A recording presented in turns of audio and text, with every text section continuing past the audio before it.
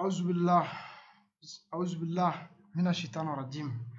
أعوذ بالله من الشيطان الرجيم an balimaw an bɛ aw bɛɛ lajɛlen fo sitanɛ gɛnni kɔfɛ ka bɔ an ka kɛnɛ kɔnɔna la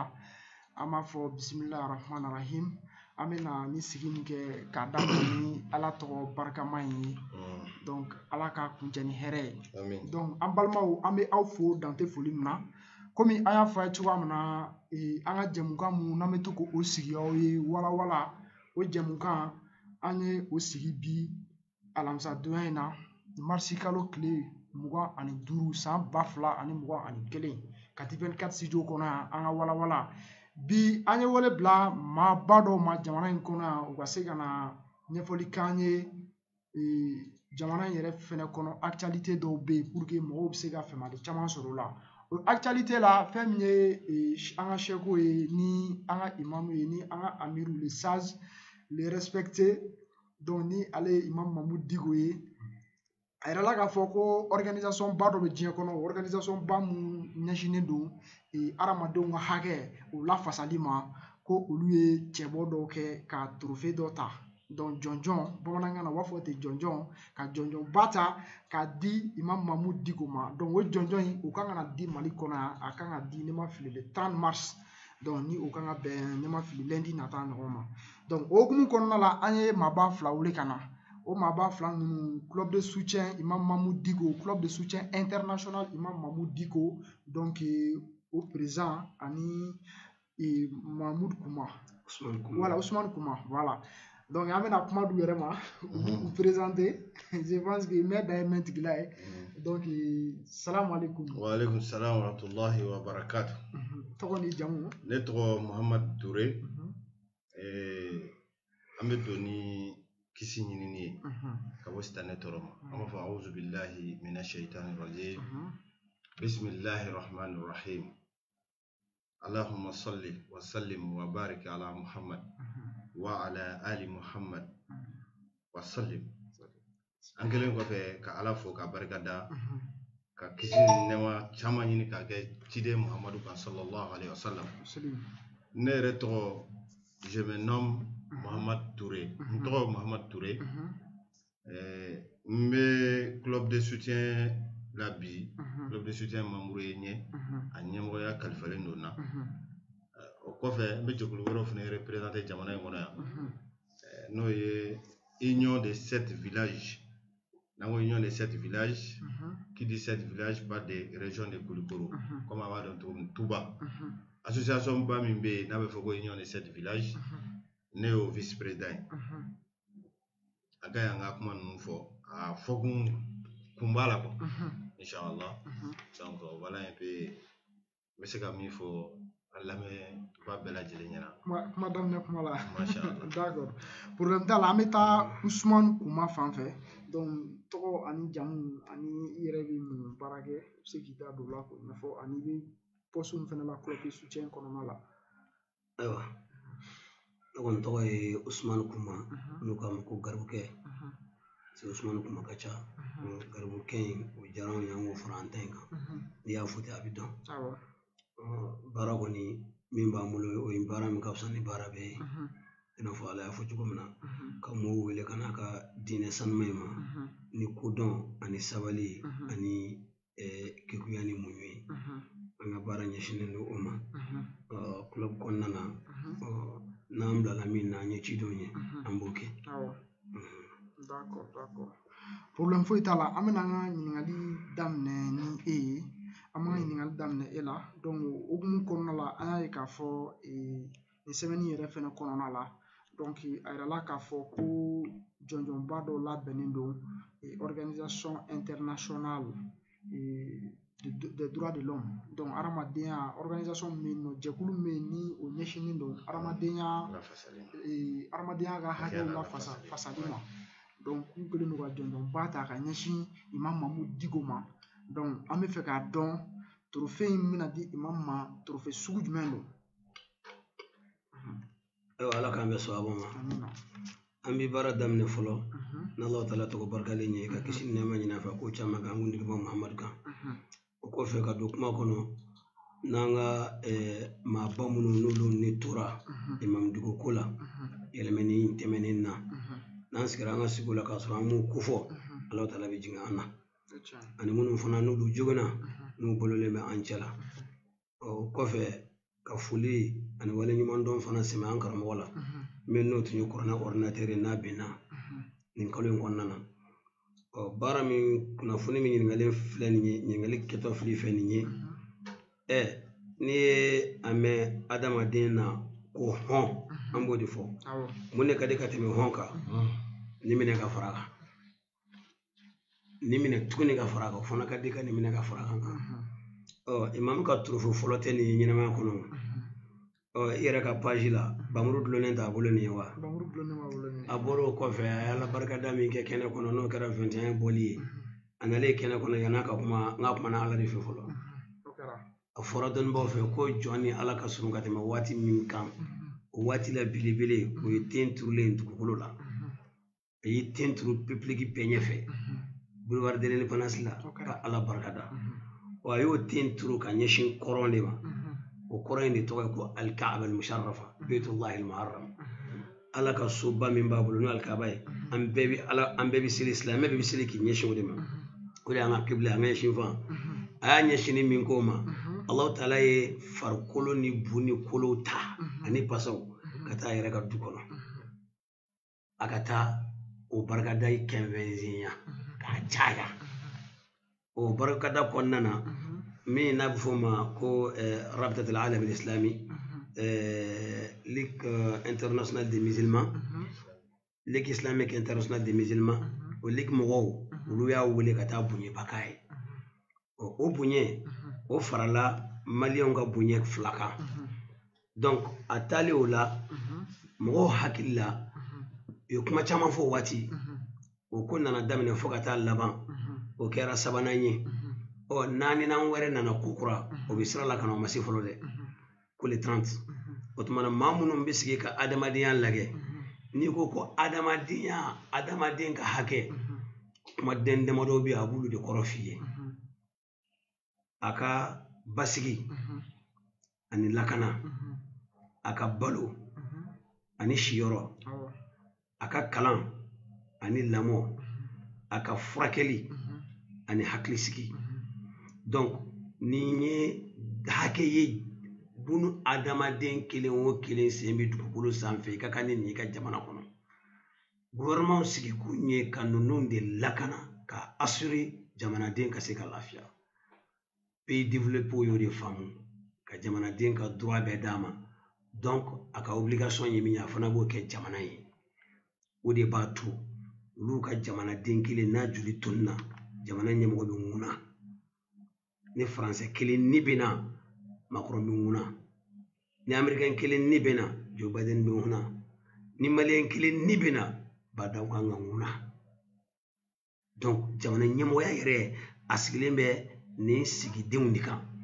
jɛkulu min fana yɛrɛ fara ɲɔgɔn kan ni jamana kalifara ɲɛmɔgɔw ma anw ka se ka jamanadenw ka hakɛ lajɛ est-ce que a bɛ ka kɛ walima a tɛ ka kɛ droit de l'homme kɔrɔ bɛɛ fili kɔrɔ nin o koɲɛ ɲɛnabɔla ninnu olu de y'a ye tumana min na ni nin bɛɛ lajɛlen ma se ka basigi jamana kɔnɔ cɛ kelen min wulila k'i kɔgɔ da a n'a balimaw a n'a kɔrɔw n'o ye a n'a ka karamɔgɔkɛ n'o ye Cheikh Ahmad Amawula olu Cheikhna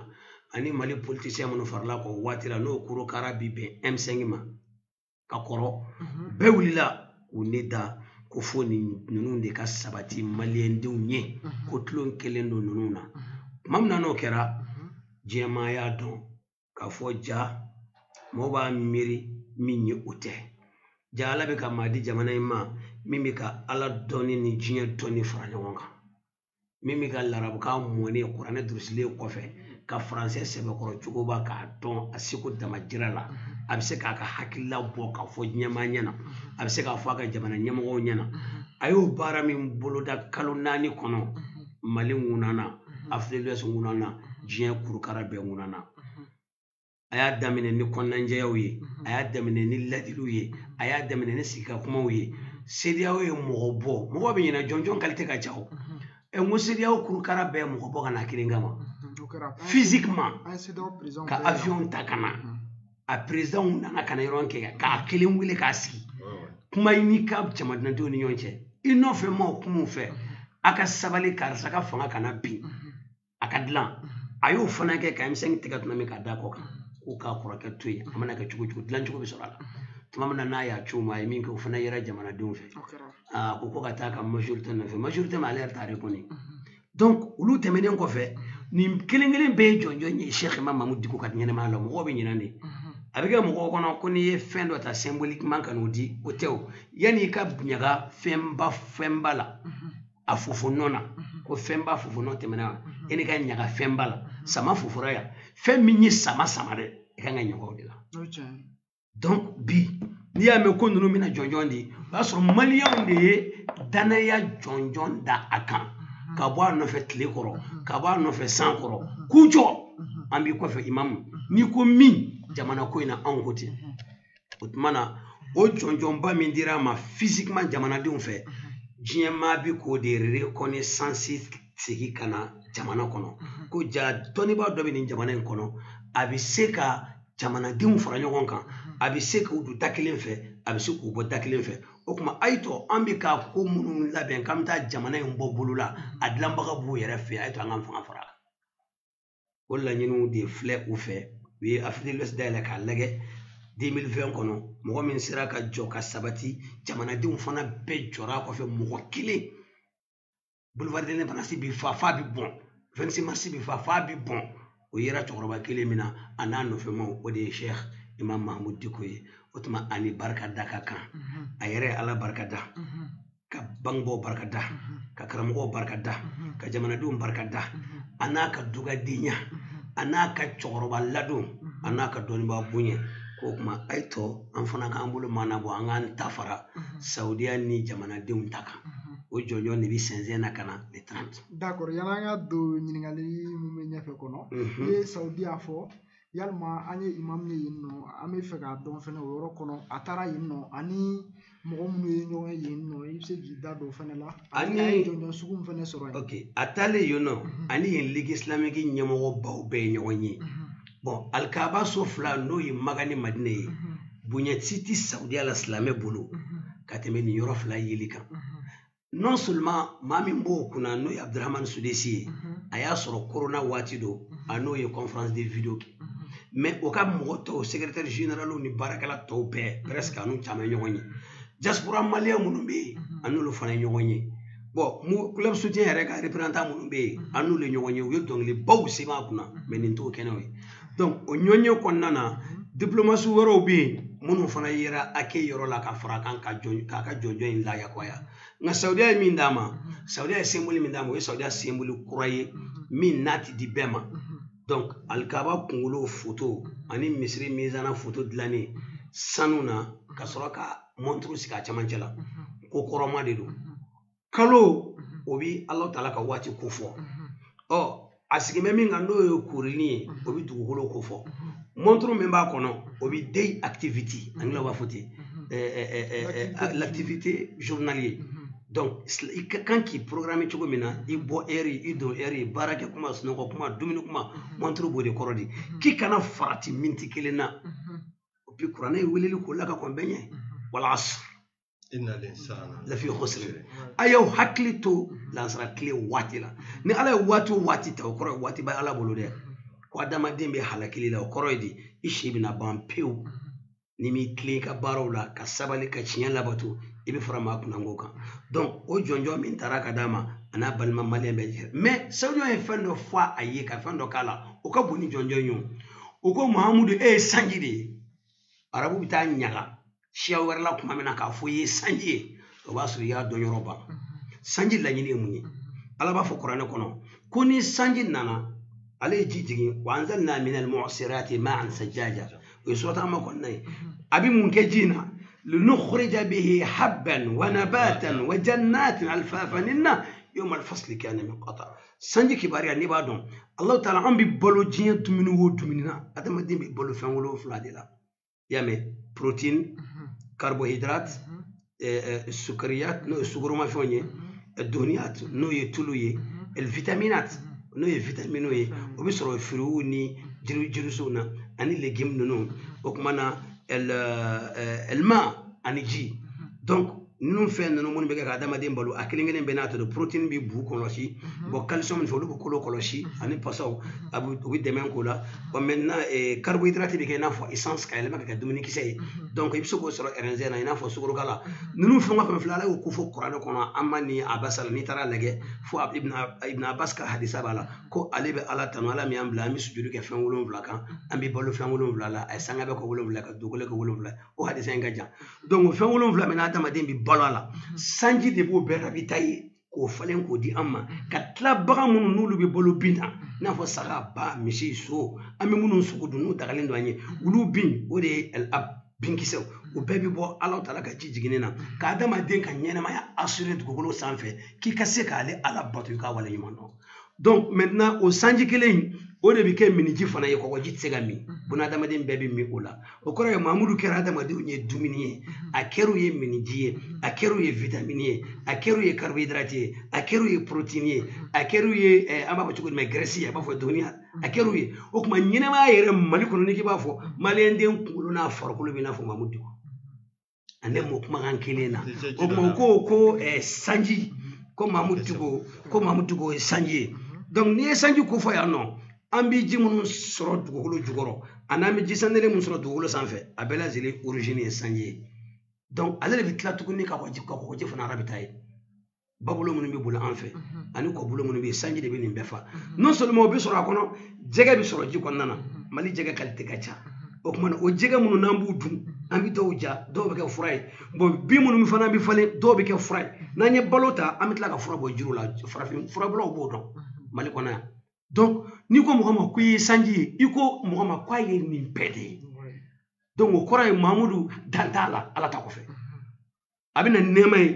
a bɛ na ni dumuni ye a bɛ na ni bɛn ye a bɛ na ni kisi ye a bɛ na ni bɛnɲɔgɔnya ye jamana kɔnɔ a bɛ se ka adamadenw cɛ fɔ k'a dilan ani kerecɛnw bɛ sigi ani bolibatɔlaw bɛ sigi ani mɔgɔ minnu tɛ diinɛ n'olu bɛ sigi ça suffit k'i ka kɛ maliyɛn ye mahamudu ka dayɛlɛlen don ye ne ni ma kɛ sanji jɔn de bɛ kɛ sanji donc saudiya de ye nin d'a ma ko jɔnjɔn ɔ i b'a dɔn diɲɛ kɔnɔ mɔgɔw bɛ kɛlɛ ɲɔgɔn na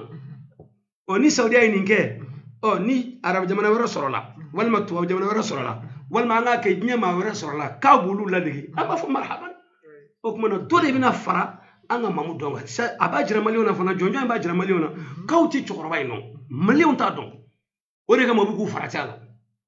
jamana bɛɛ bɛ nin ɲɔgɔn ɲini i faso la o puis an bɛ boli an ka balontannaw na nin coupe d'Afrique ye u na nin coupe du monde ye an ka kuranɛ durusilaw taara Sudan o kɛra premier Mahamadu Kuma a ye Mali jɔ a ye Mali drapeau kɔrɔta donc i ye drapeau kɔrɔta diɲɛ yɔrɔ o yɔrɔ ni drapeau kɔrɔta b'a bɛɛ ɲɛ parce que i b'a sɔrɔ i drapeau kɔrɔta volet kelen de la mais Mahamadu ye défi a y'o de lajɔ k'a lancer ka tila k'a kunbɛn k'a sabati jamana kɔnɔ ko an ka jamana den kelen kelen bɛɛ ye kisi ani fa ani mɔgɔkɔrɔba bonya ani dɔnni donc maliyɛn den ka bɔ ka faransɛ fɔ ka arabu fɔ ka kuranɛ durusi ka bangebaaw labato fo ka t'u tiimɛ i bolo san à peu près 83 walima 81 ka se bi ma o ye san joli ye 82 000 san mugan ye kelen foro kan i ka kɔnɔntɔn à peu près san 31 san 32 a bi seli ni mɔgɔw ye a bi khutuba kalan juma o juma a besoin tɛ ka taa k'a bɛ taa politique kɛnɛ wɛrɛ sigi walima k'a bɛ dɔwɛrɛ kɛ o ale lamɛnnen don diɲɛ kɔnɔ donc maintenant o khutuba min bɛ kalan juma o juma o ma kɔtigɛ a ko tuguni min bɛ nin bɛɛ kɔfɛ nin bɛɛ dɔnnen a ko n tɛ ala kɛra place falen foyi la donc mɔgɔw ka kan ka siga dɔw b'u dusu la u k'a to u ni cɛkɔrɔba in ka sigi u ni a ka baarakɛlaw ka sigi an ka ɲɔgɔn lamɛn mali in bɛ gɛlɛya min kɔnɔ gɛlɛya fasugu 2 walima 3 puis a wuli ka nɔgɔn ni diɲɛ fɛn bɛɛ ye sabi ala ye maliyɛn den majorité kɛ denmisɛnw de ye k'a daminɛ san 18 ka se san 40 ma par rapport n'an ye faransi ta i b'a sɔrɔ majorité faransi sisan 70% a bɛɛ lajɛlen cɛkɔrɔbaw de ye n'i ye jamana fɛn o fɛn bana den bangi ma ka caya a bɛɛ ka jamana kɛra cɛkɔrɔba jamanaw de o de kama u bɛ visa d'a ma ka muso ka taa banku fɛ yen olu bɛ ka jeunesse de ɲini mais nous on a tout jeunesse dafalen b'an bolo yan wa maliyɛn den k'a fɔ de ko kunfin b'a la kunfin t'a la jahili de b'a la i bɛ kunfin ni jahili différence dɔn wa jahili ye sisan nin bigi ne t'a dɔn e de b'a dɔn i b'a manipuler téléphone min filɛ i bolo iPhone ne t'a dɔn e de b'a dɔn donc e b'a manipuler mais o kɔrɔ tɛ ko ne téléphone wɛrɛ dɔn toi c'est wɛrɛ dɔn donc maliyɛn den kalanbali de ye milliardaire ye diɲɛ kɔnɔ société baw b'a bolo a b'a gérer fan bɛɛ fɛ donc naturellement ala ye maliyɛn sɔn kodɔn na k'a sɔn faamuya la n'a donna diɲɛ jamana o jamana kɔnɔ a b'a tigi bɔsi a tigiw la o exemple tɛ se ka fɔ ka ban o tuma na a ye arabukan min kalan arabu yɛrɛ bɛ siran ɲɛ bi parce que arabukan yɛrɛ sigi dili fɔlɔ ye jumɛn ye o ye ala ka sariya ye sariya dun lasili ye jumɛn ye kuranɛ hadisa o 2 ni ma min sɔrɔ kuranɛ kɔnɔ i b'a sɔrɔ hadisa kɔnɔ n'a ma sɔrɔ o kɔnɔ o tuma na kiyasiw bɛ yen fɛn minnu ni dɔnnibaa wɛrɛw y'a jatew minɛ k'a bila n'a ma sɔrɔ o kɔnɔ cɛsiriw bɛ yen wa a ka ca nin bɛɛ bɛ cɛkɔrɔba in na o tuma ni jɔnjɔn ma di nin ma a bɛ di jɔn de ma ɔ ni nin ye jɔnjɔn sɔrɔ mali tɔgɔ la a ditɔ a ma k'a sɔrɔ a mana ko maliyɛn den bɛɛ n mago b'aw bɛɛ la ayiwa ka bɛn le 30 ma monument de mémorial Modibo Keyita la wasa an ka jɛ ka nin nisɔndiya tilan n kelen ta tɛ n kelen tɛ s'a kɔrɔ an bɛɛ ta don ala ka maliyɛn bɛɛ kɛ Mamu Diko ye an bɛ nin de fɔ. ala ka dɔw minɛ o tɛmɛnen kɔfɛ halisa an ma kila la an bɛ fɛ ka ɲininkali in k'i la sisan o de ye an bɛ fɛ k'a dɔn maa mun jɔnw bɛna ni jɔnjɔnw di organisation jumɛn bɛna di organisation bɛna di u bɛ diɲɛ fan jumɛn na. bon organisation in a fɔra ko organisation mondiale des droits de l'homme u basilen bɛ Beyrouth de Beyrouth n'o ye Liban ye ɔ nka u ka conseil ba dɔ bɛ Abidjan u natɔ n'o bɛ na an kɔni bɛ min dɔn a la o ye nin ye fɛn wɛrɛw bɛ se ka sɔrɔ a la dɛ mais ne ka dɔnni a kɔnɔna na a dan ye nin ye nka olu bɛna n'u ka maa minnu ye sa n tɛ se k'olu tɔgɔ wala parce que u ma se a fɔlɔ n'an y'u kunbɛn le 28 ɔ an bɛna a kɔnɔna ko si dɔn o ni 30 ni ɲɔgɔn cɛ n'an ka kan ka fɛn min fara information kan pour que a ka jɛya jamanadenw ye a ka jɛya diɲɛmaa ye k'a fɔ ko lankolon tɛ an b'o baara fana kɛ o dɔ la o bɛna kɛ yɛrɛ ka studio in kɔnɔ ni ala sɔnna d'accord an bɛna Ture fan fɛ donc Ture an bɛ fɛ k'a dɔn sisan club de soutien mun sigilen b'aw bolo Imam Mamu Diko tɔgɔ la kun jumɛn de y'aw bila kun jumɛn y'i bila précisément komi i ye président ye mais n bɛ se k'a fɔ kun jumɛn y'aw bila ka club de soutien sigi Imam Mamu Diko tɔgɔ la. alhamdulillah ala k'an bɛɛ sara kun min ye an bila ka club de soutien sigi Imam Mamu Diko tɔgɔ la komi aw bɛɛ b'a kalama cogo min jamanaden bɛɛ b'a kalama k'a fɔ wagatiw tɛmɛna jamana in kɔnɔ waati min n'u y'a laɲini ka na ni code de la famille code caman de b'a kɔnɔ ni maliyɛnw yɛrɛ wulila k'o kɛlɛ kɛ kabini o waati tɛmɛnen kɔfɛ an balaka dɔw de farala ɲɔgɔn kan bon ni maliyɛnw kelen kɔfɛ ka danaya da Imam Mamu Diko kan est ce que u kan ka ko in bila ta hali n'a bɔra o conseil la donc u y'a laɲini ka fara ɲɔgɔn kan ka jɛkulu dilan jɛkulu min n'u y'a wele ko soutenons Imam Mamu Diko kana kɛ club de soutien international ye bi jɛkulu in sigikun tɛ foyi wɛrɛ ye an b'a fɔ yan nɔ an bɛ profiter ka micro fɛ i ni ce question in na jɛkulu in n'i y'a mɛn ko jɛkulu objectif de b'a la n'i y'a mɛn ko jɛkulu i b'a sɔrɔ devise b'a la an ka devise tɛ dɔwɛrɛ ye an ka merciw an ka la foi anga dusukuna siriw ani anga valeur ani anga jamana ko anga nation koñaw la comment on appelle ça patrie notre patrie. Je pense que nous devons prendre des séminaires. Bon, un objectif est mis ni à cette année. N'ango ko Imam Mahmoud ko demain façon kacha. Et j'ai amené à voir les frères nyonka kata dama ayi. On d'abord kama. Ame club de soutien chamanye il va soro nous le club de soutien c'est et chaba tola. Mba jiya ka fo ka be eta be hanate mba jiya ka fo do be ka nyini pour que eta sigi parce que ani sigi kaka. Ni club de soutien sigira club de soutien ka objectif est mis na wa me chaba deme ambe Imam Mahmoud digo deme donc on de banga effort fara nyoga ka nga haklu na fara nyoga ka baraw ke bara munu ni Imam Mahmoud diko ale be bara munu ya maria parce que ni koy almami be da jo kutuba abi da jo minbar sanfe abi fendo de ordonné abi fendo de nyini moko ko ke ay ni toy ni may ay ni ke ni gagne maintenant munu ba la waleya amba jigiya ka fo ko lu beye ademe ba doy oh ni ya deme ola ka so ale be kra joro de la Muhammad sallallahu alaihi wasallam ça veut dire que ibe ka ala de deme ni be ka ala deme ça veut dire que ibe ka aka kra de deme ni ya ka kra de ni yera deme ni donc jakulu yi am bebe se ka nyoga sora kono parce que nango ko ka deme amba deme dine ko la amba deme faso ko la amba deme jamana ko la ni saba am bebe nyoga sora no tuma dorante nyoga sora dine kelena mais am nyoga sora jamana ko la kuma dorante nyoga sora dambe kelena mais am nyoga sora jamana ko la ni a objectif folo d'accord flala min bala o de ko sigida mara ketugo nyuma jonde jamana de nyuma e ga devoir muye katra jamana ma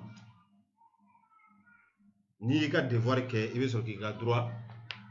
demander olu be se ka nyefo wajulu kono abi se ka nyefo sigidawla abi se ka nyefo kenebawka abi se ka ke dans les prêches dans les mosquées abi se ka ke fene kata muso la kala u ka dine la ka demsenu na kala u ka dine la ina fo demsenu munu exemple la munu be pupuneru kono parce que code de la famille ambora ga fo sa code chama bare bawon code de la famille kera sababu ye ka to demunu folo ni nazaraw ni mo wore ko munu ta demsenu ka tanu ye kofe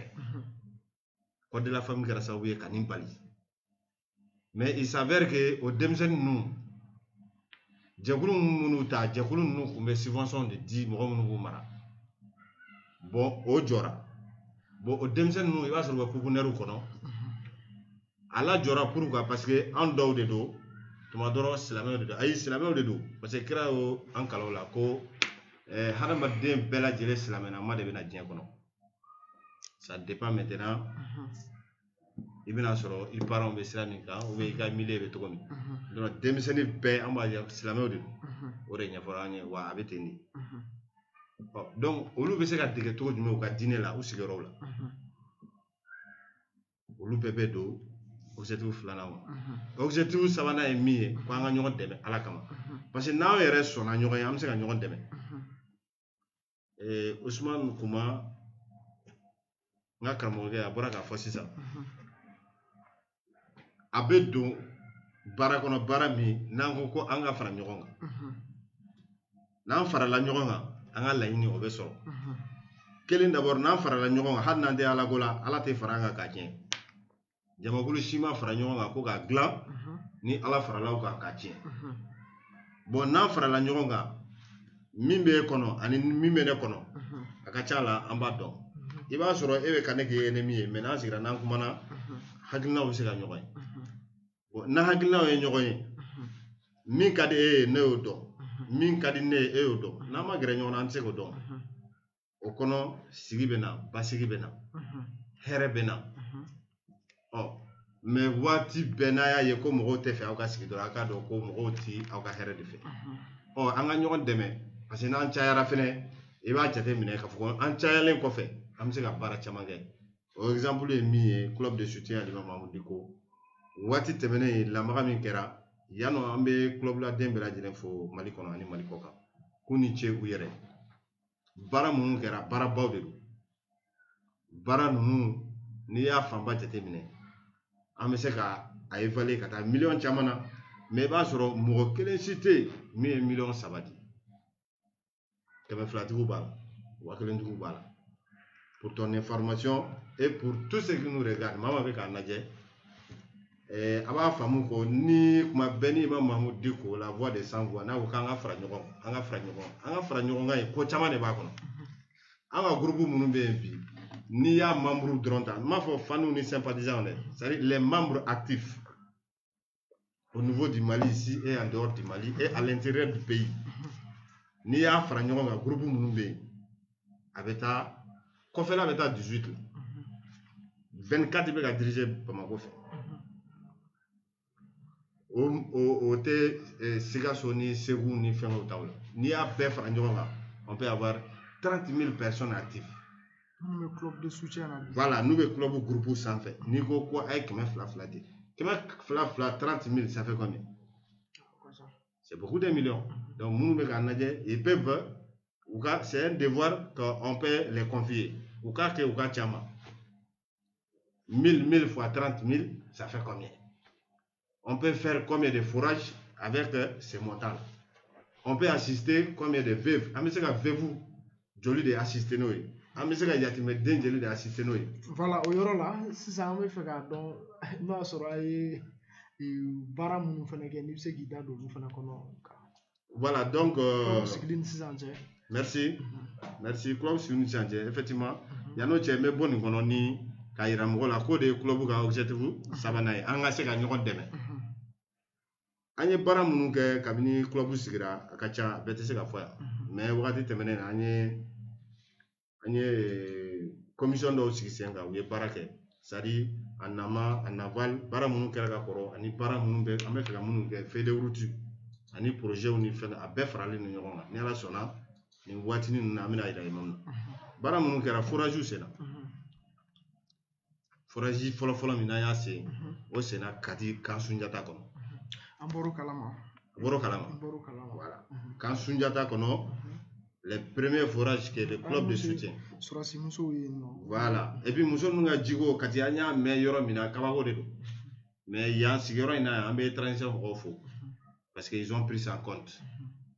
Peut-être que nous on a sonné l'alarme. Yasimi yɛrɛ nana yɔrɔ in bɛɛ kɛ forage. Voilà. Et forage ninnu caman sera yɔrɔ dɔ la yɔrɔ minnu na a y'a sɔrɔ anw de ye étude kɛ a papier b'an bolo. U ye signe k'a yɔrɔw la an bɛ se ka jigiya k'a fɔ ko peut-être minnu taara forage implanté ça fait moins de dépenses. Mais notre but était que a mankan bonyara parce que mɔgɔw yɛrɛ ye kɛlɛ kɛ ko in na kosɛbɛ parce que ji tun bɛ tigɛ donc n'a fɔra surasi musow cɛ bɛ kɛlɛkɛyɔrɔ la ji tɛ sɔrɔ kan kɔnɔ donc a wagati an ye forage in an yɛrɛ a diyara an yɛrɛ kosɛbɛ donc aw de y'o baara kɛ quoi. Vraiment club de soutien membre bɛɛ lajɛlen mɔgɔ minnu ŋaniyatigiw n'u ka nafolo bɔ olu de y'o baara in kɛ mais a donni kama an ye information in sɔrɔ CICB de la Centre international de conférence de Bamako. Il y avait une conférence dɔ kun organisée par 6 femmes les élus locaux de la France. O kɔnɔna na u ye kuma di an balimamuso ma jɛkulu dɔ bɛ yen nɔ ko an bɛɛ kungo don association in bɛ Kati niveau la an bɛɛ kungo don u ye kuma d'a ma tubabuw ɲɛkɔrɔ comme a b'a kalama o ko sabu waati in na nansara dɔw bɔra ka manifester France députés b'a la maires b'a la ko les amis du Mali ils étaient venus ici o conférence in kɔnɔna na CICB la an ka musow ka ɲɛmɔgɔ ko jiko de b'olu la kan kɔnɔ moi ça a attiré mon attention j'étais dans la salle mais comme invité c'est-à-dire invité comme ça an ye fɛn in ta an taara di imam ma alimami nin de bɛ yen koyi un vendredi après le kutuba après la prêche après la prière an y'a yira a la bureau kɔnɔ nin de bɛ yen ko nin de nin de bɛ yen a y'a minɛ a y'a lajɛ a y'a da ko an bɛ se ka mun kɛ nin na sisan ne ko a ka lajɛ kɛ n'a sɔrɔ an bɛ se ka n'a bɛ se ka wele kan dɔ bila a ko problème foyi t'a la tout de suite Hamza Siribe tun bɛ yen nɔ Hamza sina ka téléphone jɔ a la radio ɲɛ kan et il a demandé à ce que vraiment on va ni bella jelen fait anga jija anga se kata jide en balimamuso nunu makati a vidéo be fenga sans fait automatiquement club de soutien à l'imam Mahmoud Diko a membre do be no ani mo chama de barake jekulu do be nu ba fa ko Soninkara diga Soninkara jara laji tunka Soninkara voilà ne a bla groupe do be shin nya choluma do be club de soutien ngono usina olu ya titi nyoma doro ja mo be club ni ngono et société d'affaires me ngunu bolo nu be forage ke o du seje wene wole ku e manga video yi o ko forage ta c'est un mais ka ko be to mais ne wono ngabe kati ko bo ko sini sokoma kanga nyoma sokoma wene wole ne ngo bo anga tambe muso no mu wole comme ka ngona na le do mo ko tsega donte ka bote faut ko averti ambe ga ta o takali la ja machine de kunna todo aussitôt dit aussitôt fait. Donc ça prouve que vraiment Barabakera a été déplacé ou assisté. Opération de Fanaba Mbolo n'a foko Jakatul Fitr. Jakatul Fitr est mis sur le balai qu'on fait les mondes prescrits que le prophète nous a recommandé sallallahu alayhi wa sallam. Comme quoi que sun qu'on fait il veut mimbo nabi voilà sun barajiu dafa. Imam go quand on wole ke mo ni be ita bon nyina anga laje ibe de ga dimima ma fo ki kana do ma de ki ka don mbola anga fra nyoko 2 millions de personnes be sur Bamako ya ni be hari 1 kilo di anga déplacer ou anga yatime ou ni fenga ou ka sambolo be sur mais avec organisation de demander club de soutien para munuga petse ka foya je pense que dans les jours à venir bientôt inchallah biiznillah il faut qu'on en parle avec vous. Inch'Allah. Merci. D'accord, pour l'entendre, amena Ousmane Kouma fanfé, Ousmane Kouma fait une organisation africaine des droits de l'homme, donc Djekuluba menoni anyashine lo lafasama, mauka hake ulu lafasa, donc uka jonjon mina di Imam Mahmoud Dikouma, donc uka hake le 30 mars. O kan ka kɛ a tɛmɛ ni ala ka jɛ ye donc o hukumu kɔnɔnaw la an bɛ fɛ k'a dɔn i bɛ se k'i da don Imam Mahmoud Diko ka a ye hadamadenw ka hakɛ lafasali mun kɛ e bɛ olu minnu dɔn i bɛ se k'i da don o la k'o ɲɛfɔ a lajɛbagaw ye. An ma kuma daminɛ n'o de ye wa n ko nin bɛɛ dɔnnen don a la wa an bɛ se ka dɔ fɔ o la kɛ. K'a daminɛ ATT ka waati la sunkalo min n'a ye Mali silamɛw bɛɛ fara ɲɔgɔn kan o conseil tɔgɔ la. Tumana min na n'u nana ni bɛɛ ko cɛ ni muso ka damakɛɲɛ ciɲɛ na den ka ba ni fa jamu ta ni min ka d'a ye yɔrɔ o yɔrɔ ka di muso a bɛ se ka taa k'a sɔrɔ hali n'a ma jɛɲɛ ni cɛ fɛ ayiwa silamɛ furusow ka kibaruyaw ko ka ca i b'a dɔn ni ko adamaden dɔrɔn i ko a ka diinɛ o fila tɛ se ka taga ka ɲɔgɔn to ni k'i mɔgɔ mɔgɔ bonya a ka diinɛ bonya k'a to a bolo donc diinɛ fana danbe de ko fɔ diinɛ nana de ka dɛmɛ ɲuman tɔw dafa o danbe ninnu a fɔra danbe gariw don minnu na a ma wuli k'a jɔ wa o tɛmɛnen n'a tɛ taa o banna yen nɔ u laban taara munumunu tuguni k'u bɛ na n'a ye sira wɛrɛ fɛ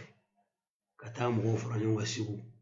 k'u ka cɛ ni musoya kalan kɛ an ka kilasi fɔlɔw la o tuma na cɛ ni cɛ ka muso furu o tɛ kojugu ka kalandenw muso ni muso ka furu o tɛ kojugu ka kalandenw droit jumɛn bɛ tɛmɛ nin kan ne ka diinɛ bɛ n bolo n ka danbe bɛ n bolo n ko n ye maliyɛn ye ne ka maliyɛnya kɔnɔ cɛ de bɛ muso furu mais cɛ ni cɛ ka furu muso ni muso ka furu maa min wulila k'i kɔkɔ dɔ la o dugura jɔn de la yan nɔ o dugura jɔn de la donc a ye gouvernement interpellé o ma to a la a kumana Buwe fɛ a ma to a la n ko de kɛra Buwe ka premier ministre ya da wololen k'a jigin ka bɔ a kan fo député ko mun na motion de censure t'a kama a bolila o ɲɛ ka taa politiquement a kana écraser pewu a taara i yɛrɛ kunkolo sama ka bɔ o y'a sɔrɔ bɔtɔn taara déjà an bɔra o kɔnɔ ka na tuguni an sigilen b'o la ayiwa avion ko min bɛ ka kule dugukolo sanfɛ n'a tɛ se ka pan ko avion bɛ yen i ɲɛ b'a la a tɛ pan char combat blindé a donna yan fɛ a bɔra a tɛ pan ekɔlidenw ka kalan ko article 39 a bɔra k'a fɔ jamana ɲɛmɔgɔw ɲɛna a ye dɔɔnin bɔ train de vie la dɔrɔn o mago bɛ 6 milliards de la écoute-moi très bien ekɔlidenw ka problème ekɔli karamɔgɔ ka problème à l'époque o mago bɛ 6 milliards dɔrɔn de la il a tout dit gundo la Banguina o ma sɔn k'a lamɛn a labanno na tuguni kana nin ko fɔ o ye mun kɛ o y'a sigilen to jamanadenw ka kɛ ɲinini na ka mana plainte dɔ kɛ k'u bɛ taa commune 5 na ko ka taa kunbɛn yen an bɔlen min kɛ ni jama ko he o y'u teru k'u kunkolo dogo hali sini a ma dɔn ko ala jɔni ni jɔni y'a kɛ droit jumɛn bɛ tɛmɛ o kan jamanaden minnu ye minorité fantanw don école publique de kɔnɔ o bɛ kɛ waati min na setigi den bɛɛ bɛ kɔfɛ faamaden fara nafolotigi tigiw ka bɛɛ den bɛ ka kalan kɛ kɔfɛ Tunisie Algérie Maroc Dubaï Canada Paris a falen no malien den de la i b'a fɔ ko fantan jamana tɛ o waati kelen dɔgɔtɔrɔw ka problème wulila yan nɔ min ye o ye o Sénégal ko n'u sera ma a y'i da fɛn o fɛn kɛra jamana in kɔnɔ buna adamadenya binna a kun kan ni droit de don k'a bɛ ka dégrader a y'a ɲɛfɔ jamanatigiw ye ni jamana in kɔnɔ yan alimami fɔlɔ k'i jɔ Mali ka histoire la depuis indépendance kɛra k'a fɔ jamanatigi jamana taacogo man ɲi dɛ discours ale na san yɛlɛmɛtɔ u bɛ discours min kɛ palais kɔnɔ quand ATT bi pouvoir la a y'a kɛ a dafalen a don maliyɛn den bɛɛ nisɔndiyara i b'i ka nalen a sigira o kelen kan tuguni jamana bɛ lahala min na k'a fɔ faamaw ye droit défend jumɛn bɛ tɛmɛ o kan lui c'est un avocat du peuple de don o y'a tɔgɔ kura ye a b'o fara a kan avocat du peuple c'est l'avocat du peuple lui seul a ye Mali bɛɛ défend a b'i kɔkɔ da nin poyi ninnu na k'a sɔrɔ a ɲɔgɔnnaw caman bɛ jamana in kɔnɔ yan kalanbaa kunda karamɔgɔ kunda faama kunda a ye risque bɛɛ ta u bɛ se k'a minɛ ka don kaso la u bɛ se k'a bugɔ u bɛ se k'a faga u bɛ se ka fɛn bɛɛ kɛ nka ko ni n ka ala bɛ ɲɔgɔn fɛ donc ne ko k'an ka exemple fɔ su in na taa ban koyi kabi n b'a f'i ye kabako ye min ye kabi don fɔlɔ min na ni Musa ka fanga benna n'a nana ko ka jɛkulu sigi jamana kɔnɔ a tɔgɔ kun ye di ko ka sariyaw yɛlɛmɛ ka fɛnw kɛ tɔgɔ dɔ b'a la a ka tubabukan na ayi ATT ninnu ye baara min kɛ fo diɲɛ bɛɛ welela ka na conférence nationale ni constitution ni fɛnw nana baara la jɔn de fɔlɔ wulila ka kuranɛ kalan o kɛnɛ kɔnɔ n k'ale de tun ye kuranɛ kalan na o don o action bɛɛ kɛra a ɲɛna mais o dɔrɔn tɛ o ye n'a nana diɲɛ marabagaw ka sariya hakɛ la nka n'a nana ala ka kuranɛ hakɛ la a kɛra sababu ye ka maa joli bɔ dɔrɔguta la a kɛra sababu ye ka maa joli bɔ dulɔmin na a kɛra sababu ye ka maa joli bɔ jɛnɛya la a ka wajulu kɛra sababu ye kutubaw la misigiw kɔnɔ ka maa joli dusukun nɔrɔ k'a siri alakira la sallallahu alaihi wasallam a ye denmisɛn joli kalan kilasi kɔnɔ a ye baara daminɛ ni kalan de o droit jumɛn bɛ tɛmɛ o kan ka dɔnni di mɔgɔw ma k'u bɔ kunfinya la cɛkɔrɔba in ye nin bɛɛ kɛ jamana in kɔnɔ yan a y'a kɛ kɔrɔn fɛ a y'a kɛ Bamako yan Ndomikɔrɔbugu école ninnu na yen franco arabu ninnu na yen nɔ donc maintenant a y'i se kɛ jamanaden kalanni na ka kunfiya kɛlɛ a y'i se kɛ jamanaladen bilasirali la n'o ye kutubaw kɔnɔna ye a y'i se kɛ wajulu ani min na a bɔra jamana in kɔnɔ ka taa mɔgɔw ka hakɛw défend a taara Burkina fɛn min kɛra a kɔnɔ a y'a sɔrɔ a n'a balimakɛ chrétien ka ɲɛmɔgɔba in tɔgɔ ye di voilà a n'o ye taama gɛlɛn minnu kɛ ɲɔgɔn fɛ k'a ta Burkina ka se Faransi la Mali ko ɲɛnabɔli la ka b'o la droit n'i taara guerre fana domaine na k'a fɔ ko kɛlɛ domaine na a sera ka mun kɛ il est seule personne en travers du Mali mɔgɔ min sera ka taa sɔrɔsi kɛmɛ ni kɔ ta ka n'a di jamana min sigilen gouvernement sigilen a ma foyi ka mɔgɔ ci o mɔgɔ taama n'a sen na ka don mobili kɔnɔ ka yɛlɛ ɲaamɛw kan u ma sara ni foyi y'a sigilen u ma sara ni foyi ye arason t'a la u b'a fɔ cogo jumɛn n'a bɛ baaraw kɛ a bɛ wari min di tubabukan na a tɔgɔ ye di Berdem de don wa Berdem de don parce que ne b'a fɔ de n ko Berdem n ko a b'a fɔ ko Berdem n ko Berdem parce que mun na a bɛ mɔgɔw kari de k'u faga ka bɔ tiɲɛ fɔli ma c'est pour cela que ne b'a fɔ ko Berdem de don gɛrɛkɛ Berdem de don suɲɛni ni namara ni nkalon dilanni a b'o lapasa kosɛbɛ papier dɔw bɛ siyɛn kuma dɔw la dɔw bɛ taa yɔrɔ na dɔrɔn ale kelen kama hali a t'a ka hakili la fɔ o ye jamana ci de ye donc a y'o n'i ye guerre ta k'a lajɛ ka mɔgɔw kisi guerre kɛnɛ kɔnɔ an m'o kɛ yan droit jumɛn de bɛ tɛmɛ o kan yani n'i k'i bɛ Mamu Diko ko fɔ n'i ma kɛ maa hasidi ye i ma kɛ ɲɛngo ye i ma kɛ fasoden jugu ye i ma kɛ adamadenya jugu ye i tɛ se ka nkalon fɔ ale i tɛ se k'a fɔ k'a ma fɛn kɛ. y'ale M5 ka mouvement na don min na mɔgɔw ko k'u bɛ taa Kuluba. o yɛrɛ y'a ɲɛdɔn don min na an k'an bɛ taa Kuluba n kalenna ala la n bɛ ka n kali ala de la n'a y'a sɔrɔ k'a fɔ ale ka cɛkɔrɔbaya n'a ka sagesse tɛ yen k'a fɔ a ye taa so n'a ye bolo in kɛ tan a ye taa so ala ye bolo in n'a fiɲɛ kɛ ka duwawu jaabi wallahi kisɛ kun bɛ ci fo ka kisɛ ban an bɛ yɛlɛ ka Kuluba ta an tɛgɛ la maa si kun tɛ se ka bali donc cɛkɔrɔba in ka kodɔn a n'a ka droit kɔlɔsi maa t'o fɔ jamana in kɔnɔ yan ni mɔgɔ nana ko jɔn bɛna d'o ma o kama kuma bɛ min mais an bɛ min fɔ dɔrɔn yanni ka critique caman kɛ problème de b'an bolo Mali la solution caman déposé critique tɛ kojugu ye mɔgɔ n'i ma mɔgɔ sɔrɔ min b'i critiquer tigɛ fɛn ye nka a kana kɛ juguya ni hasida kan mais n'i ye mɔgɔ critiquer ko karisa ye nin kɛ a ma ɲɛ a fɔ karisa tun kan k'a kɛ tan fana n'i y'a kɛ tan k'a kɛ tan o bɛ ɲɛ o de ye adamadenya dafali ye ni s'il y a des problèmes an bɛ solution ɲini a na e ye problème fɔ i y'a jɔ o résolution bɛ min n'i tilal'o la recommandation bɛ min bon n'a ye fili ko kelen kɛ walima a tan c'est un être humain ala kira ko maa si ma bon i fili ma qui peut dire ko mɔgɔ tɛ fili kira tɛ o kira ladegebaga de don buna adamaden de don ala kira n'a ka kira n ko jibila y'a dusukun dayɛlɛ ka juguya kisɛ ta ka bɔ a kɔnɔ ka kɔniya kisɛ ta ka bɔ a kɔnɔ mun ma kɛ mahamudu la o c'est un être humain a bɛ se ka ɲɛ a filila a bɛ se ka ɲɛ yɔrɔ dɔ ko ma ɲɛ anw t'a fɔ n ko a sangelen don ala tɛ sɔn o ma nka a ye ɲuman min kɛ n'o cayara kɛmɛ o kɛmɛ n'i ye adamaden ka ɲɛnɛmaya bɔ k'a jɔ a ka ɲuman sera 70 ma o ye waliyu ye koyi o ye kutubu ye o ye salihu ye o t'anw ka sariya kɔnɔ kuma ye dɛ o ye adamadenya kala yɛrɛ n'a bɛ f'o ma ko adamadenya dɔnni o y'olu ka ko ye ko o ko n'a bɛna kɛ ko ye a bɛ lajɛ de a nafa n'a tɔɔrɔ n'a nafa ka bon ka se 70% ma a tɔɔrɔ tɛ tɛmɛ 30% kan mɔgɔ bɛ se k'o ɲɛsin a ma nka a ka ca la an bɛ tɔɔrɔ dɔgɔya ka taa jusqu'à 10%. donc n'an ye nin cɛkɔrɔba in ta k'an b'a jɔ baso kunda faso kunda danbe kunda diinɛ kunda jamanadenya kunda i b'a sɔrɔ baharu de don baharu i bɛ baharu dɔn wa kɔgɔji ba in min n'i k'i b'i jɔ k'a i ta kɔfɛla ye o de ye mahamudu diko ye ɔ sanji fana ka bon n'o ye o kuma n'i ko ne ka kuma ko a ye mun lafasali kɛ denmisɛnninw ta ka jugu n'o bɛ président mara la ko pupinière minnu bɛ yen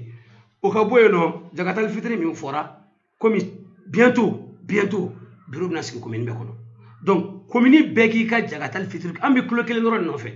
an b'a fɔ kilo 2 an b'a fɔ 3 taa tɔ di i b'a di minnu ma ka kɔrɔ taa n'a ye i ka misiri la mais silamɛ bɛɛ mɔgɔ bɛ jakatali fitiri bɔ sɔgɔ bɛɛ ka kilo 1 labɛn i k'a bila mahamudu diko ka club soutien ka niveau la ka se fantanw ma dɛsɛbagatɔw ma kilo 1 ɔ ni maa min ye buwarɛ di i ye ɛrimariko ɲɛ 1 di i ye 10 di i ye 20 di i bɛ fɛn o fɛn di hɛrɛ la ala ye mun fɔ hɛrɛ di b'a ye wa ma tuqaddimu li anfusikum min khairin tajiduhu inda Allah huwa khairan wa a'zama ajra donc an b'o de jira dilikɛlaw la koyi n'a ye fɛn o fɛn di ni ala ma ka bila u ɲɛ kaburu in kɔnɔna o tɔɔrɔ ɲɛ siranya kosɔn alijinɛ ɲinini kosɔn jahanama ɲɛ siranya kosɔn a mana ka fɛn o fɛn n'a y'a di ka bila u ɲɛ a ye min di ni ala ma a b'a sɔrɔ ɲɛ kelen t'a jɛ dɛ wa a hɛrɛ ka bon ka tɛmɛ a ye min to a bolo kan o tuma na setigiw karamɔgɔ alimamu minnu ni jakatali fitiri bɛ taa lajɛ u ka misiriw la u k'a dɔn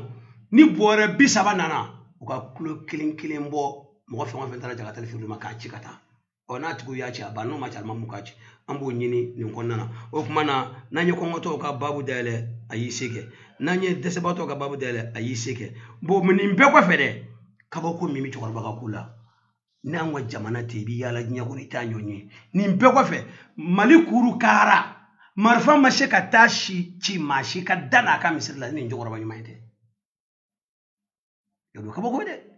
nka a lajɛ o bɛɛ kɔfɛ a bɔra ko cogo di ne mahamudu diko n ɲafalen don bɛɛ ma ɔ maa minnu y'o marifaw ci u bɛ min maa minnu ye denmisɛn ninnu fɔ u bɛ min o tuma na k'u cɛsiri an b'a fɔ bandaw ye a n'a ka gouvernement an b'a nɔfɛ a ka sabati a ka se sɔrɔ tiɲɛ dali la kɛnɛ kan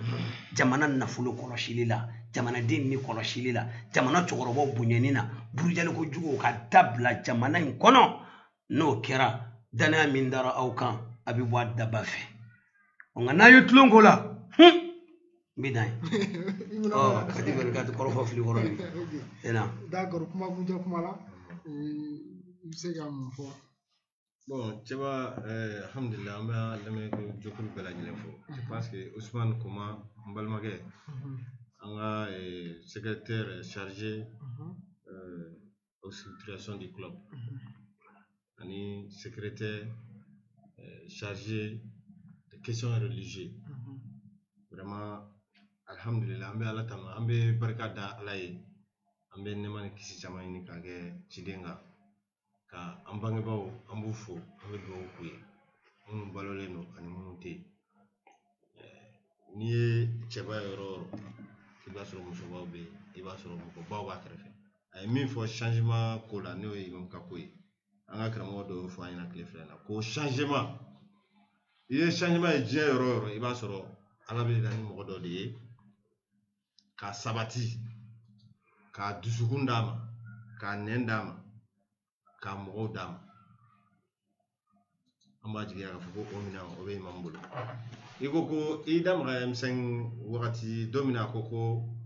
mɔgɔw ko ko non k'an ka taa Kuluba mɔgɔw ko k'an ka taa Kuluba bɛɛ ko k'an ka taa Kuluba n'a y'i sigi ka jama in lajɛ a wuli a ko non moi je propose a fɔ ten de kuma kɔfɛ a ko lui il propose mɔgɔw y'a lamɛn o de kosɔn ko in bɛɛ de kan ka proposer ni mɔgɔw bɛ ko la a proposer quoi nous sommes à l'école an bɛ dugawu de ɲini dɔrɔn mɔgɔw k'an dɛmɛ ni dugawu ye silamɛw k'u ka dugawu k'an ye an b'a jigiya fɛnɛ k'a fɔ Usumani filɛ ka min fɔ i n'a fɔ marifaci ko minnu ni u taara an balima minnu fa anw tɛ sigi kɛnɛ ninnu kan ka wuli n'an ma tasibila kɛ ka dɔrɔn maa ma binna jamana ko la wa an b'a ɲini fɛnɛ kiri ka kɛ tiɲɛ ka fɔ tiɲɛ tɛ foyi bɔ mɔgɔ garijɛgɛ la i kɛra alimami ye o i kɛra opérateur économique ye o i kɛra commerçant gansan ye o tiɲɛ tɛ foyi bɔ mɔgɔ si garijɛgɛ la nkalon kɔni o bɛ se k'i garijɛgɛ nagasi mais tiɲɛ tɛ foyi bɔ mɔgɔ garijɛgɛ la parce que tiɲɛ fɔbaliya bɛ ko dɔ de nɔfɛ quoi vraiment an bɛ fɛ kiri ka kɛ wa halisa an mago bɛ silamɛw ka dugawu la imam b'o deli ko de fɔ an ɲɛna n'an y'a sigi k'a jateminɛ don min na forsati bɛ taa bin dingɛ kɔnɔ imam ka da la peut-être parmi ceux qui étaient dans ces cabines de ces camions là ils nous écoutent. Comment dire, la théorie de la peur c'est fini au Mali. Faut ni be mina ni be galon ade. Donc silamɛw ka duwawu de y'a to parce que ceux qui étaient au volant et ceux qui étaient aux commandes ils n'ont pas imaginé un instant comme quoi que ils peuvent aller k'a fɔ ko fɛn dɔ bɛ to olu la jɔ o yɔrɔ in na ye 2 heures de temps indépendamment de leur volonté jusqu'à ce que on fait appel au secours pour venir repêcher ces engins-là. Donc c'est pour vous dire que ko dɔ bɛ cɛkɔrɔba in ni ala cɛ ni mɔgɔ min dar'o la o de don n'i ma da o la fɛnɛ o de don ko dɔ bɛ yen donc halisa an mago bɛ silamɛw ka duwawu la caman b'a nɔfɛ o t'an dɔ ye caman tɛ an nɔfɛ an b'a dɔn k'a fɔ ko u n'anw bɛ ɲɔgɔn fɛ dusukun na maa min ye ɲɛji kunkuruninw bɔ nin ko in na nin waati minnu bɛ faransi minnu bɛ amérique minnu bɛ anw bɛ minnu dɔn an tɛ minnu dɔn an bɛ deli k'o de fɔ an ka kuma la cɛba an ko mɔgɔ caman de bɛ yen min bɛ imam fɛ ala kama ala jati kama u t'a ɲini k'a ye n'u y'a ɲini k'a ye fɛnɛ u t'a ye parce que u yɛrɛ ye cogo déjà ils n'ont pas raison parce que mɔgɔ dɔw bɛ yen an ka société la bi u ye cogo b'a yira dɔrɔn qu'ils n'ont pas raison donc ceux qui sont là peut-être ils vont même pas les permettre de rentrer voir l'imam il se peut que ceux-là o mɔgɔ ninnu olu bɛ imam fɛ ala kama ka tɛmɛ ne ni e kan donc yan nɔ an bɛ adressé imam kanuba bɛɛ la cɛ ani muso denmisɛn ani makɔrɔba min bɛ mali kɔnɔ yan ani min bɛ mali kɔ kan min ye silamɛ ye ani min tɛ silamɛ ye an y'o de fɔ an bɛɛ bɛ ɲɔgɔn sɔrɔ jamana ko la vraiment imam mahamudu diko a mago bɛ bɛɛ lajɛlen ka duwawu la anw mago bɛ aw bɛɛ ka duwawu la sunkalo in kɔnɔ an balimakɛ y'a fɔ cogo min na an bɛna opération dɔw lancer komi tɔn baara ye hakilina yira de an tɛna se ka bɔ n'a ye mais wele min bɛ yen kuma ka laban na o de ye jɔnjɔn min bɛna taa di imam ma les 31 centre mémorial Modibo Keita la à 9h du matin bɛɛ lajɛlen welelen don tuma dɔrɔn dɔ b'a miiri k'a fɔ ko centre Modibo an bɛ ka centre min fɔ ko yɔrɔ ka dɔgɔ kun b'o la an taara yɔrɔ wɛrɛw la a bɛ yɔrɔ minnu dɔn c'est déjà occupé ces jours là c'est important ka da mɔgɔw tulo kan et puis cɛkɔrɔba tila k'a fɔ an ɲɛna ko pourquoi parce que il a senti que non minnu bɛ ka organiser minnu b'a ɲɛfɛ minnu b'a ka communication na bi i n'a fɔ Dunga ani mɔgɔ wɛrɛw a y'a senti u la k'a fɔ non an bɛ fɛ ka yɔrɔba de ta quoi a ko c'est un papa, comme on dit, papa national, c'est un papa de sagesse. Il a senti que nous, on veut faire démonstration, mais vous n'avez plus besoin de faire des démonstrations de force. Vous avez, pourquoi vous tirez avec lui? Cherchez un petit coin, on va le faire. Mais dans notre façon de comprendre, on a fait un centre qu'on a là, Kouroubabe, n'ala son attendu au Besséré, et quand on veut blaquer, donc on veut mourir au Cana, on a ce qu'on a barré, on a qu'un fait. Quand Dieu m'a fait on fait, on y règne tes mines à Kumadoro. Moumbe Bourjal là, réseau can y aura là, en dehors de l'eau. Kouniché ou ni Bradji, fin chama kumbe anga chokrawala un todo. Naba foko, anga sabali, anyo do, ja, c'est la sabali ni fenekoro. Donc, alsa, ambalmega a photo comme chama de pe mi minale. Wallahi, on d'aller mala koko de bane alache. Comme il kobe ben alache tourni. Donc, toujours, ame woleli kaya, ame woleli kani mwamu toye, ode imam toye, ode yaka communicateur bradine toye. Bibi na niya déterminé, donc à la communication. Une organisation de ce qui c'est un churo, commission PSGRA. Mais je pense que, à bien ma fille les follow, il se peut que dans les jours à venir, dans les heures à venir, avec ce cas, manga me fait un refait. Vraiment, ni ne connaît la série, comme à Calabana, mais c'est là, il faut qu'il faut également faire la dîner, qu'il faut club de soutien. Avec votre permission, est-ce que vous avez coordonné d'audio? Il n'y a pas de problème. Ok. Ni mo me fait ka adhérer club de soutien na anyo fa ngam bébé ñoko sora kono. Et puis c'est un numéro mita. Au de 75 07 60 65 29. Voilà, 75 07 65 29. Ou bien 91 49 94 75. Donc, il y a un bel info. Mon club de soutien. Un bureau avec continent avec Espagne, avec France, Congo Brazza, Congo Pointe-Noire, Angola, Bénin, Togo, Mauritanie, un peu partout. Donc c'est pour vous dire que quand on dit club de soutien international, ce n'est pas par passion comme ça de prononcer, mais ça existe. Donc, d'accord. Merci beaucoup. Touré, donc, Ame Kuma di Ousmane Koumama, donc, ni Kuma Kunche Kumala, il s'est comme fort. Kuma Kunche Kumana, Ami Mufo Kada, Ambalmeka et Hakli Jifen Fitin Nola, Amboni Jamane Amara Bofe. B. Yelemeni fɛn o fɛn kelen filɛ jamana kɔnɔ sisan a yelemeni a jɔ pied a n'a birikiden fɔlɔ a jɔn bɛ maa minnu kan o de ye so minnu bɛ n'a ye jɔnjɔn nana o baara dɔ de labanna n kɛra président ye o baara dɔ de labanna n kɛra premier ministre o baara dɔ de labanna n yɛrɛ kɛra ministre o baara dɔ de labanna o labanna joli minnu kɔ kana ɲinɛ a kɔ dɛ o k'a to an ka hami ye min ye n'i ye Mali ye dingɛ kɔnɔ bi Mali ka jamana bɛ sigi den minnu kan n'o ye pouvoir min n'o bɛ jamana ko ɲɛnabɔ ani min bɛ sariya ta ani min bɛ sariya waleya sariya wale jɛkulu o de ye kiiriso ye kiiriso in de ma se ka walaka fiyewu ka bila araye ka min bɛ jamanaden satisfait o gɛlɛya in an b'a ɲini faama ninnu fɛ u k'a bɔ yen pewu yanni ka se gouvernement kura nali ma o b'a to jamanaden hakili bɛ sigi. Nganu ma se k'o dilan kalo 18 kuru kara maa 23 ka saya ma se ka ɲɛɲini service renseignement fɛ a ma se ka ɲɛɲini an ka tenitigiw fɛ a ma se ka ɲɛɲini gouvernement fɛ a ma se ka ɲɛɲini tribunal fɛ o kɔrɔ ye jamanaden ka hami bɛ fɛn min na siga bɛ k'a sɔrɔ la donc défi ba de min kun ɲɛfɔ k'o wuli ka bɔ yen bon n'o bɔra yen nɔ an bɛ min fɔ cɛkɔrɔba in ka ko la mɔgɔ bɛ n'a bɛɛ ye o fɛn b'a n'ala cɛ o tɛ dogo mɔgɔ la o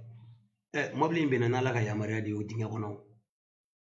o kɔfɛ a ko ala ka san minɛ n'a y'a sɔrɔ san in bɛ jigin anw ka hinɛ kama bi ale mago bɛ jamanadenw mago bɛ min na a b'a ɲini ala fɛ a ka san in jɔ n ko san in jɔra o kɔfɛ a ko n kɔrɔ n'i ma lamɛn a ma ɲi dɛ u lamɛn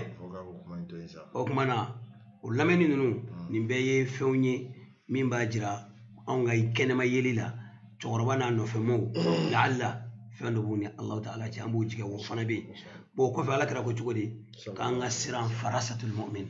لأن المؤمن ينظر بنور الله مغو كسران مؤمن كا حكلا تلمانية abi femi mira kuna na ba jigiya ka fo ni ni fo ala bi songa ke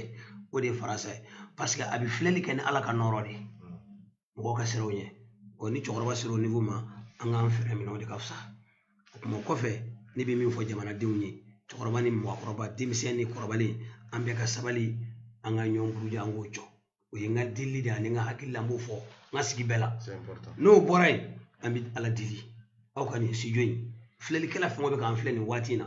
fo mo fe ba tiki dusu kono ni here do ala ka jidi ni toro do ala ka wuli ka boy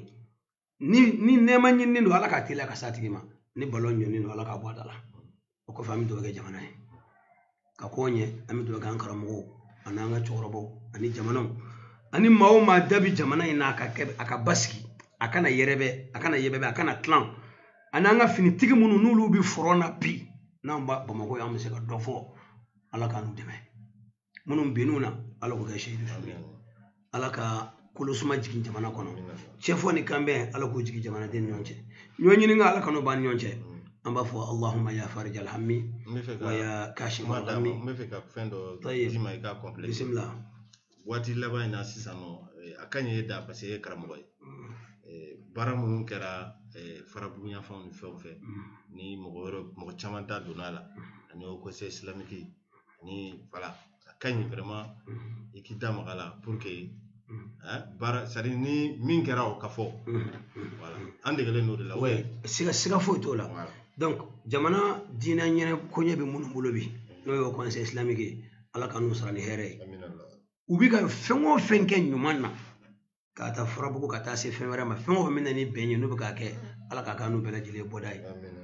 ubi ka bara nyuma munun fana ke dinen la pasalila ala ku de ma bela jile la o ye do globally ami minke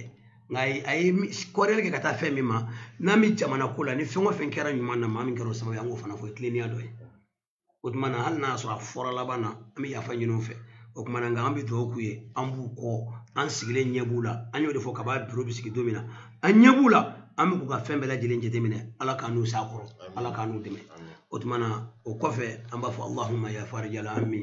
wa ya kashif al ghammi wa ya mujib da'wati al mutarrin wa ya rahman ad dunya wal akhirati wa rahimahuma irhamna bi rahmatin tughnina biha min rahmati man siwak ya zal fadl wal ihsan أحسن عاقبتنا في الأمور كلها وأجرنا من خزي الدنيا وعذاب الآخرة يعني أنا أقوم أدتكو أما فهم بالموي 31 وكفى لي بريمير ولا لي بريمير تقرب على سانتري بدو دو أكرسكلا وفنا ينوغراسون بكي كو بريمير منسري بيا كنكا إنا فو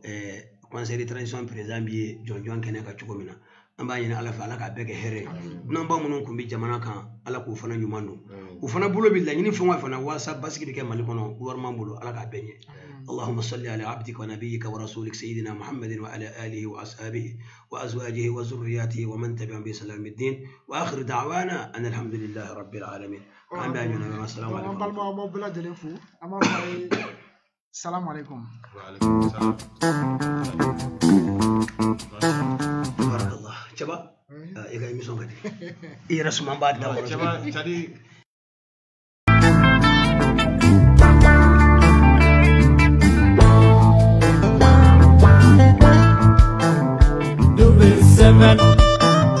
دوبل 7 يا ريت تسوانا تكيفات تدشل خلوة يا رها أكتندي وتجرهنا ناس ستو ما ستزها تقاس دوبل 7 هذا مشرب للطاقة لشربوا ما يترخى ليل النهار وانت فرحة مع دوبل 7 يعطيك طاقة يعطيك طاقة يعطيك طاقة